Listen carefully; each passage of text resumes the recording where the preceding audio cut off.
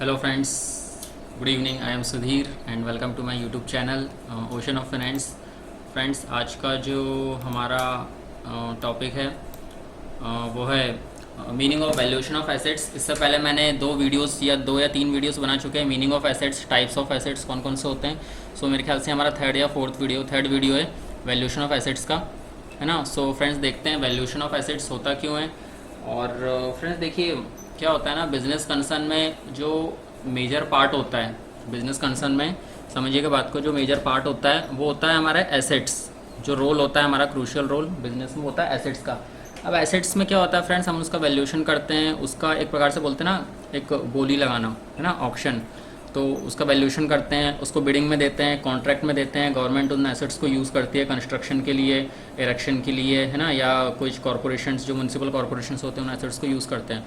So friends, क्या होता है, और हमें जो एसेट्स की जो वैल्यू होती है उनको हमें डिटेक्ट करना पड़ता है, उनको फाइंड करना पड़ता है, उनको असरटेन करना पड़ता है।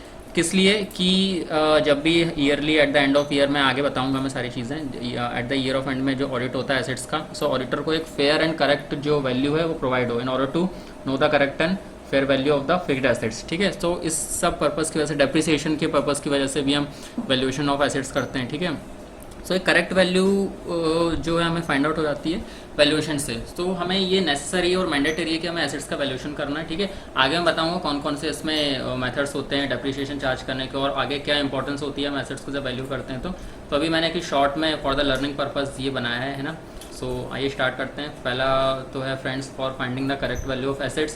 सो फ्रेंड्स, नाम से समझ में आ रहा है, as the name suggest, find the correct value of fixed assets. तो जो एसेट्स होता है उसकी करेक्ट वैल्यू को फाइंड करने के लिए, या जो उसकी जो नॉमिनल वैल्यू है, जो रियल वैल्यू है, जो ओरिजिनल वैल्यू है, उसको फाइंड आउट करने के लिए, ठीक है फ्रेंड्स, तो उसके लिए हम वैल्यूएशन करते हैं। वैल्यूएशन का मतलब समझे ना, वैल्यूएशन का मतलब ये होता है कि उसकी जो नॉमिनल वैल्यू, जो वैल्यू है, जो वो वैल्यू जो एंटर्ड होगी बुक्स ऑफ अकाउंट में, उसको एक पर्टिकुलर प्राइस पे लेके आना पड़ता है ना फ्रेंड्स, तो वो होती है correct value.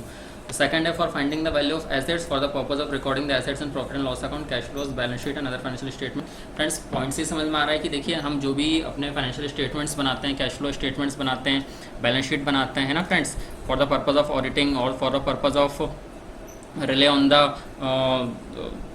Other different methods, है ना। सो उन सब पर्पज़ के लिए क्या होता है, एसेट्स की जो वैल्यू होती है, एक प्राइस जो होता है वो हमें रिकॉर्ड करना पड़ता है बैलेंस शीट में, फाइनेंशियल स्टेटमेंट में, कैश फ्लो में, जिससे कि एक प्रॉपर जो है हमें क्या मिल सके, करेक्ट आंसर मिल सके कि यस, ये जो वैल्यू है एसेट्स की, ये इस वैल्यू का इतना वैल्यूएशन हुआ है। ठीक है फ्रेंड्स, नेक्स्ट है for the purpose of valuation of goodwill. देखिए फ्रेंड्स, क्या होता है कि जब भी जो लार्ज कंसर्न होते हैं, लार्ज तो बिजनेस ऑर्गेनाइजेशन होते हैं, उनमें क्या होता है, अमलगमेशन और मर्जर होता है। तो उन सब केस में क्या होता है, एक कंपनी या दो कंपनी क्या कर लेती है, टेकन ओवर कर लेते हैं कुछ एसेट्स को, या होल और पार्ट ऑफ द एसेट्स।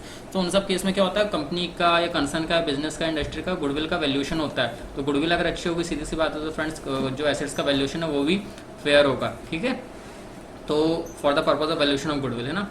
और जो फोर्थ पॉइंट है हमारा वो है for the purpose of investment. देखिए फ्रेंड्स, क्या होता है, सीधी सी बात है, हम लॉन्ग टर्म जो हमारा फंड है उसमें हम इन्वेस्ट करते हैं। फॉर एग्जांपल प्रॉपर्टी हो गई, बिल्डिंग्स हो गई, land and plant and machinery होगी। तो सीधी सी बात है, जो ये सब हमारे जो इन्वेस्टमेंट होते हैं वो कैपिटल नेचर के होते हैं। Capital nature in the sense मतलब लॉन्ग टर्म होते हैं, हमने एक बार इन्वेस्ट कर लिया, then for the purpose of long term उसको होल्ड करके रखते हैं for the generation of income and interest. ठीक है, जिससे हमें उससे इंटरेस्ट और इनकम होता रहे। तो उसके लिए क्या जरूरी है फ्रेंड्स, एसेट्स का वैल्यूएशन हमें जरूरी है। अगर एसेट्स का हमें प्राइस नहीं पता होगा तो हम उसमें इन्वेस्टमेंट नहीं कर सकते। जनरली लॉन्ग टर्म इन्वेस्टमेंट होता है ना, मैंने इंडिकेट कर दिया यहाँ पर लॉन्ग टर्म इन्वेस्टमेंट। ठीक है फ्रेंड्स, नेक्स्ट पॉइंट है हमारा for the purpose of government contracts and auctions. देखिए फ्रेंड्स, क्या होता है, कुछ गवर्नमेंट जो रहती हैं वो लीज पे लेती हैं एसेट्स को, है ना।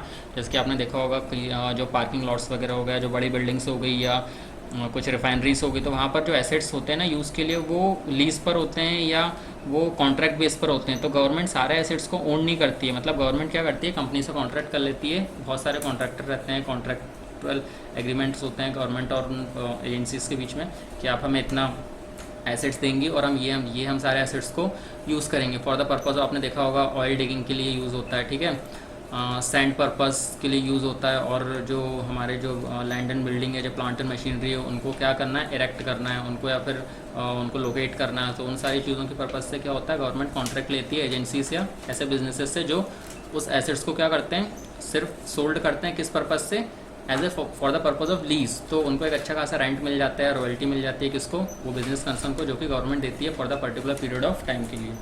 सो फ्रेंड्स ये सारे कुछ ये बेसिक चीज़ें।